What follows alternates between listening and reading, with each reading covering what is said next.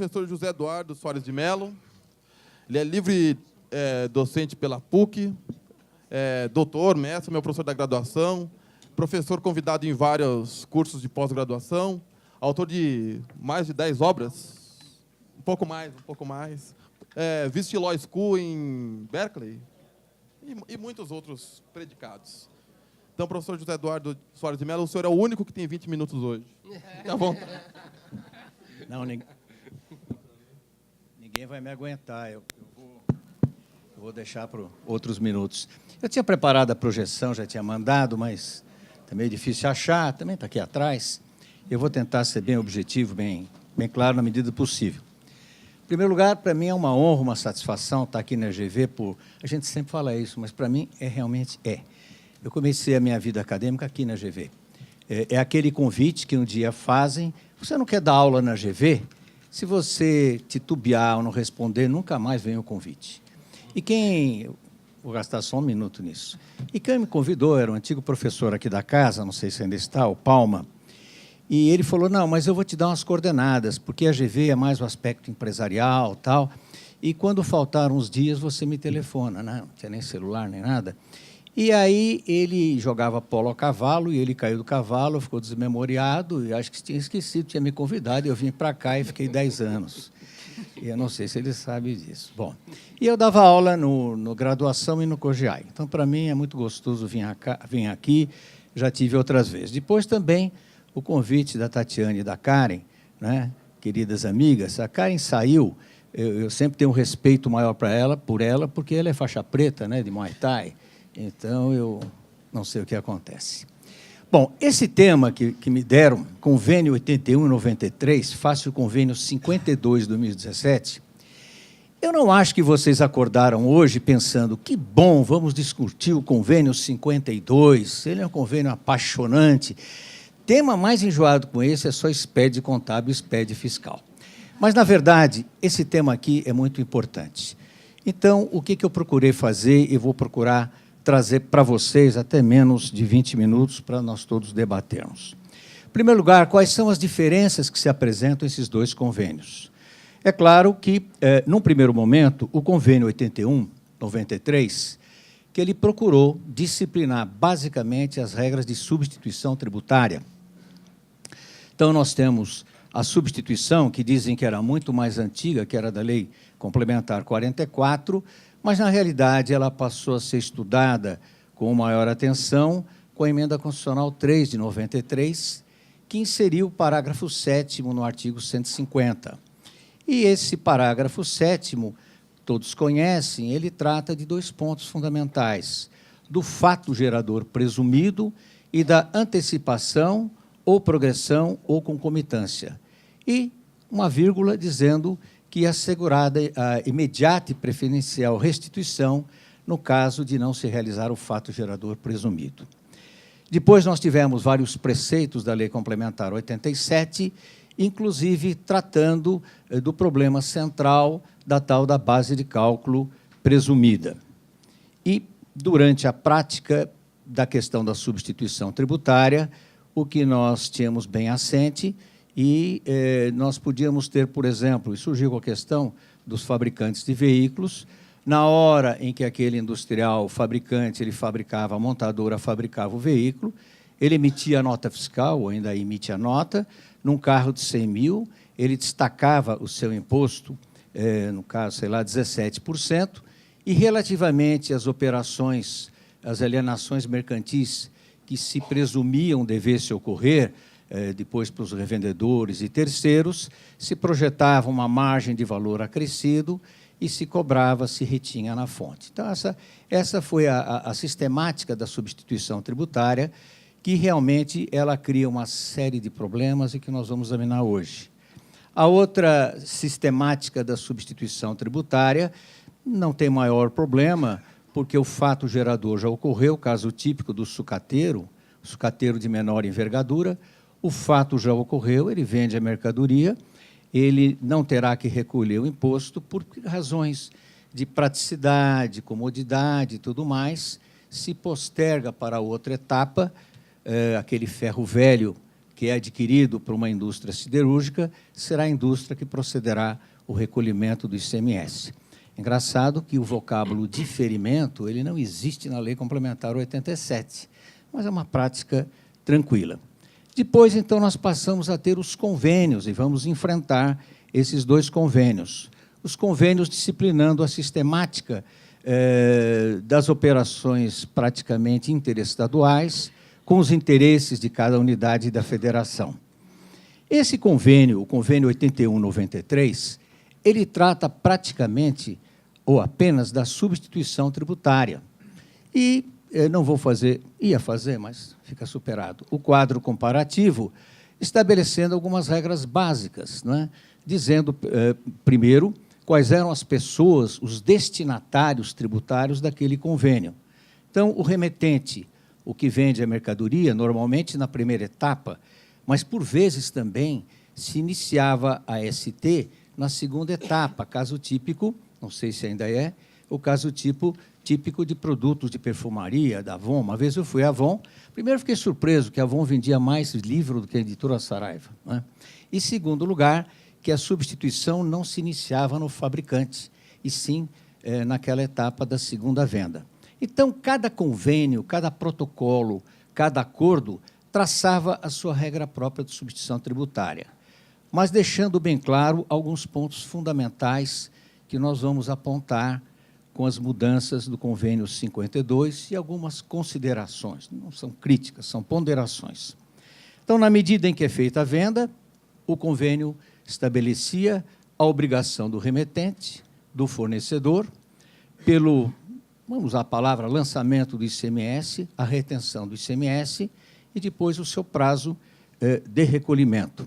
Também estabelecia, aí então, de acordo com a Lei Complementar 87 e 96, que, em termos até objetivos, as entidades, as categorias profissionais, elas iriam tratar de estipular essa margem do valor, o MVA, ou seja, tratando de uma venda de um produto que deverá passar num ciclo econômico, no ciclo mercantil, em 7 ou 8 etapas, qual era a projeção, vamos chamar assim, da margem de lucro.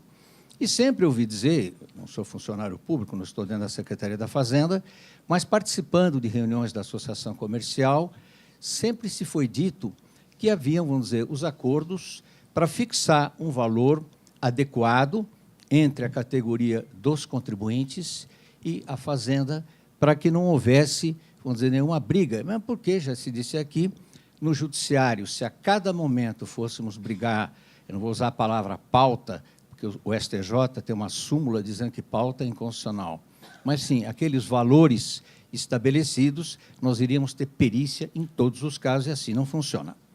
Então, primeiro ponto, o convênio 8193 tratou dessas regras, inclusive algumas situações que convênio em que não se aplicaria a ST. A primeira mudança é que no convênio 52/2017, ele trata não só da ST, da substituição tributária, como também da antecipação tributária com encerramento de tributação e também, en passant, fala do diferencial de alíquota entre, nas operações interestaduais destinadas a consumidor final ou não. Então, o primeiro ponto a ser observado é a questão da substituição tributária e da antecipação. Sempre me causou um pouco de estranheza, e aqui em São Paulo se praticava muito, não sei em outros estados, dizia o seguinte: o segmento econômico, vamos dizer, dos brinquedos, ele vai entrar no regime de substituição tributária a partir de 2 de janeiro do ano seguinte. Então, aquele contribuinte, ele deve promover um levantamento do seu estoque, né? Ou seja, aqueles bens, aquelas mercadorias que não estavam no regime da ST, e proceder ao recolhimento do tributo. Eu falei, bom, pagar ICMS sobre estoque, isso pode resolver um problema prático, operacional, mas não tem fato gerador aí. E, na época, eu verifiquei decisões do TJ de São Paulo. Algumas câmaras diziam que isso era perfeitamente legítimo, outras não, que era inconstitucional. Aqui, no convênio 52/2017, se trata dessa antecipação tributária com encerramento de tributação. E aqui eu já levanto a primeira pergunta para o Argos e para os outros colegas aqui, né? E já combinamos essa pergunta. Então, eu não me lembro, mas pode ser. Eu vou reavivar a tua memória. Pois não, professor.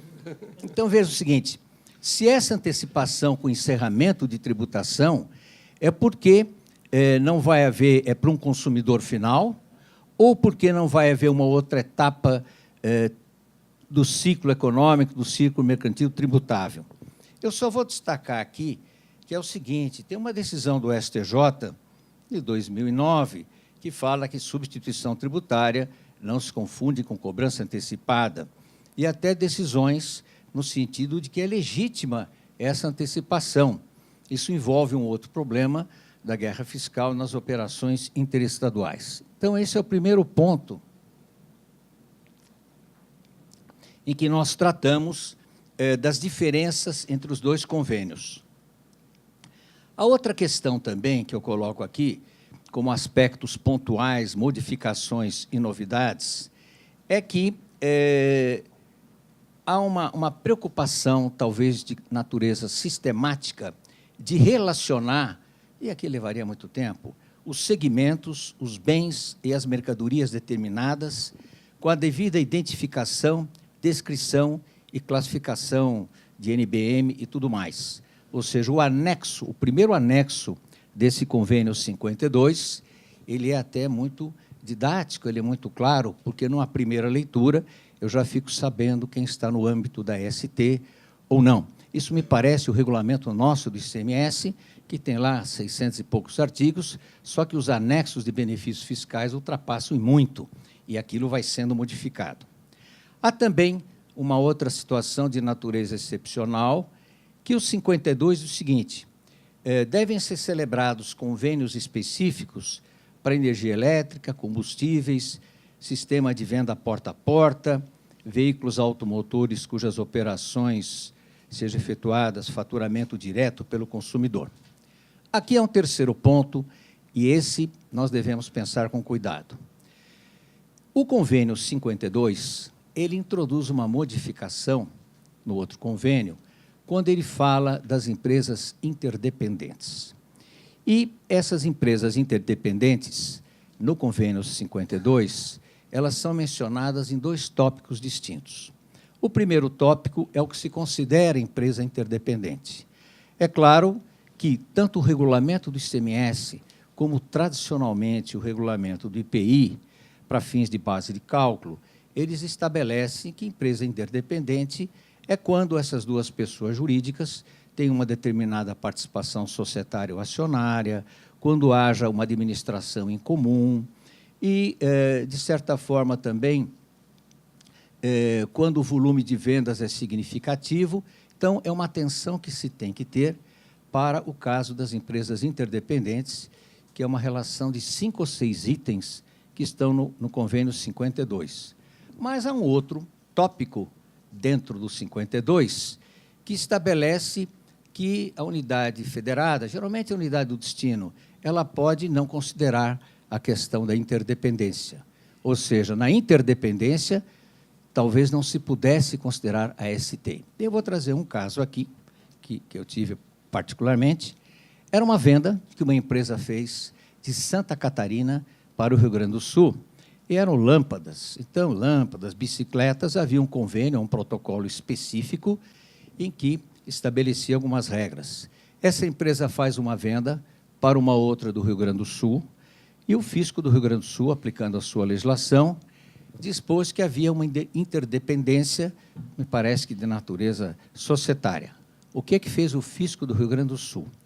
Ele pegou, não aceitou a ST que fora promovida pelo remetente, exigiu que a empresa do Rio Grande do Sul lançasse o ICMS, lavrou um auto de infração com ICMS e multa, e eles têm uma expressão lá no Rio Grande do Sul, que eu não sei se tem em São Paulo, eles adjudicam créditos. Então, ele diz, olha, você do Sul, eu lavro o auto, cobro ICMS, cobra multa, porque não tem nada da ST, e você pode apropriar o crédito. Ele não fez a compensação, o abatimento no lançamento tributário, como todos nós gostaríamos que fosse, em prestígio o princípio da não cumulatividade. Então, esse é um ponto de novidade que me parece fundamental. Aqui também algumas regras novas, ou ampliação das regras do 81-93, relativamente a fatos, situações e operações em que não se aplica a regra da substituição tributária. Eu anotei 5, só vou destacar 2, transferências interestaduais entre estabelecimentos do remetente, exceto quando o destinatário for varejista. Há pouco tempo aqui se falou da súmula 66 do STJ, não é? Que nas transferências não deveria ter fato gerador, súmula 66, sendo que, posteriormente, o próprio Supremo Tribunal Federal também entendeu. Mas, como está na Lei Complementar 87/91, no artigo 2º ou 3º, ainda que transferências do mesmo titular, o convênio observa esse preceito normativo e coloca aqui também como operação tributável. Uma outra situação pertinente à não aplicação operações aqui é curioso, interestaduais com bens e mercadorias produzidas em escala industrial não relevante. Aqui também uma novidade significativa do convênio 52, que ele realmente relaciona, ele explica, ele elucida o que é essa escala industrial não relevante. Há um outro ponto também, e aqui me parece fundamental, que são as regras da base de cálculo. É uma questão fundamental. Eu acho que o Argos vai tratar disso, na questão do recurso extraordinário da repercussão geral, em que, em diversos momentos, tanto o ministro Barroso e outros, eles dizem que a sistemática da substituição tributária não constitui um imposto novo. Ou seja, seria uma forma apenas de deslocar o momento da obrigação tributária, ou antecipar o momento da incidência do tributo, ou também tratar da sujeição passiva, mas que o imposto é um só. No tocante à base de cálculo, nós temos regras bem específicas como as unidades federadas têm que tratar. Destaquei aqui, em primeiro lugar, o valor correspondente ao preço final ao consumidor, único ou máximo fixado por órgão competente, que talvez sejam poucos preços. Hoje em dia nós temos 15 minutos, hein? Obrigado. Você está brincando. Eu falo aqui que nem o Edivaldo Brito, né? Que ele dá aquelas palestras e, antes de começar, ele faz aquele showman de 25 minutos. Quando vem a mocinha toda ingênua assim, o senhor tem 5 minutos. Eu falei, mas eu não comecei. Estou terminando. E aqui, então, vem a base de cálculo, ela passa a ser, não é só a margem de valor acrescido, tem o caso de inexistência de valor, o preço médio ponderado, o preço da região, enfim, não sei se isso vai criar mais problema ou não. E aqui eu quero destacar, já meio finalizando, o seguinte, há uma regra nova, que não havia no convênio anterior, que diz o seguinte, o imposto devido por ST integra a base de cálculo, inclusive na hipótese de recolhimento do imposto, a diferença, bom, isso não interessa, para ST. Então, ele integra a base de cálculo. Veja o seguinte, me parece que foi necessário a promulgação de uma emenda constitucional para inserir na Constituição de 88 uma regra que o ICMS integra a sua própria base de cálculo. Então, nós temos o cálculo por dentro, o cálculo por fora. Isto, se nesse momento nós passamos a considerar como uma novidade para a substituição tributária, então nós estaríamos tratando de 2 regimes jurídicos distintos. Um relativo ao recolhimento normal, que já estava amparado, né, por um guarda-chuva da emenda constitucional, calculo o ICMS por dentro e aplico por fora. E essa nova regra, que realmente não existia e que não foi editada por uma emenda. Então, certamente, sempre os defensores de tese, né, os advogados que correm atrás das coisas, vai dizer, eu acho que não é um instrumento, um veículo competente. E aqui, terminando, só para dar o gancho aqui para o Argos, eu penso o seguinte, em que medida essa decisão do Supremo, o número do RE eu não decorei, tratando da repercussão geral, permitindo a restituição do problema da diferença de base de cálculo e todos os conceitos que foram, vamos dizer, firmados pelos ministros podem afetar ou não esse convênio. Então, num primeiro momento, me parece que é isso que eu poderia levantar. Muito obrigado.